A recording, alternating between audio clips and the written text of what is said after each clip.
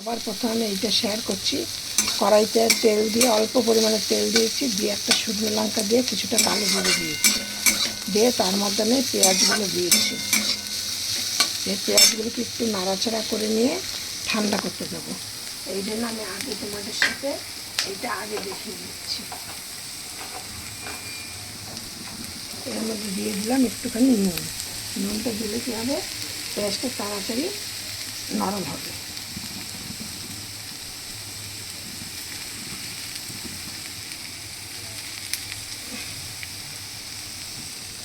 খুব বেশি একটা ভাজবো না, সামান্য একটু এপাশ ওপাশ করে নেব, নিয়ে তারপরে এবার তোমাদেরকে দেখাচ্ছে। এখানে আমি 6টা পটল দিয়েছি। 6টা পটল ভালো করে ধুয়ে আমি এইগুলোকে ভালো করে ছাড়িয়ে নিয়ে দুফালা করে কাটবো, সেইগুলো আমি তোমাদের সাথে দেখাচ্ছি।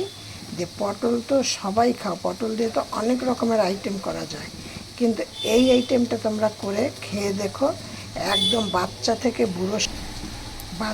বুড়ো সবাই তোমাদের এই পটল একবার না বারবার চেয়ে চেয়ে খাবে। আর একটু পরিমাণে বেশি করবে, কেন সবাই মিলে এত চেয়ে খাবে দিয়ে পরে শেষ হয়ে যাবে। দিয়ে আর হলো গিয়ে তোমরা একবার যখন খাবে, খেয়ে তোমাদের অন্তত 3 দিন তোমাদের মুখে লেগে থাকবে। এবার আমি এই পটলগুলোকে ছাড়িয়ে নেব। এই যে আমি দুটো ছাড়ানো শুরু করেছিলাম, তারপর হলো না তোমাদের সাথে শেয়ার করে সারিয়ে নিই, ঠিক এইভাবে সারিয়ে দুফালা করে নেব। এবার দেখো আমি এগুলোকে নামিয়ে নিচ্ছি। এবার দেখো পটলগুলোকে সব ছাড়িয়ে নিয়েছি, নিয়ে ভেতরে বীজগুলোকে সব বের করে নিয়েছি।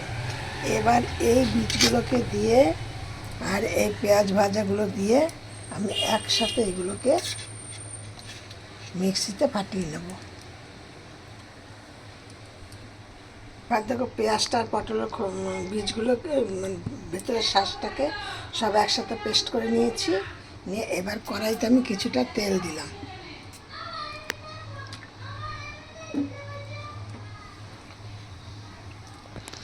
এবার এইগুলোকে আমি, তেলটা গরম হতে থাকবে, আর এইগুলোকে আমি এইভাবে করে দিয়ে দেবো এর মধ্যে।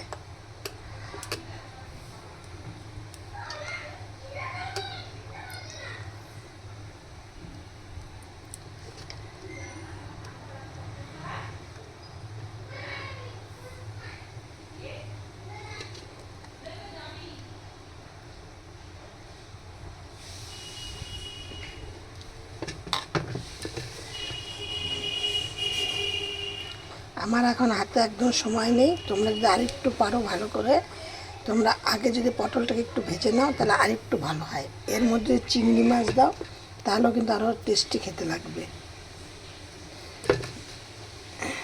চিংড়ি মাছটাও কিন্তু এরকম পেস্ট করে নিতে হবে।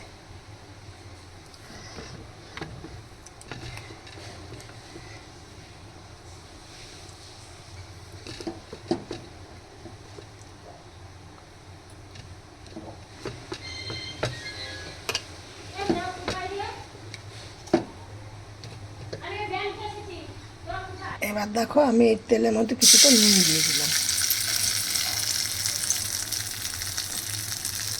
কিছুটা হলুদ দিয়ে দিলাম। এবার আমি এর মধ্যে পটলগুলোকে একে একে দিয়ে দেবো।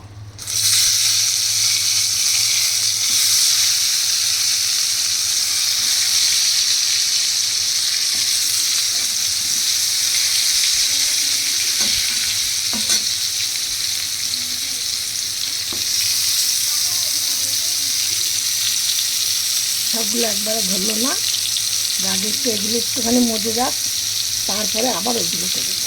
তার দেখো এগুলো পুরো ভাজা ভাজা হয়ে এসছে। এবার আমি একটু মিক্সির বাটিটা সব ধুয়ে এর মধ্যে জল দিয়ে দিচ্ছি। এবার এর মধ্যে দিয়ে দেবো কিছুটা চিনি।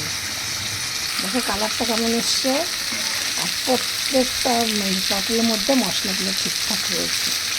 এবার শুকনো শুকনো যখন হবে, আর দেখো এটা হয়ে গেছে, নামিয়ে দিয়েছি। এবার এইভাবে তোমরা করে দেখো, সবাই চেয়ে চেয়ে বারবার খাবে। পুর ভরা পটল।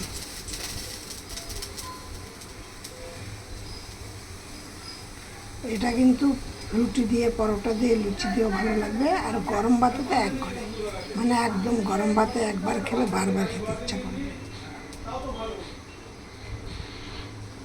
এখানে বমি করছে কেন গো? দুষ্টু। আবার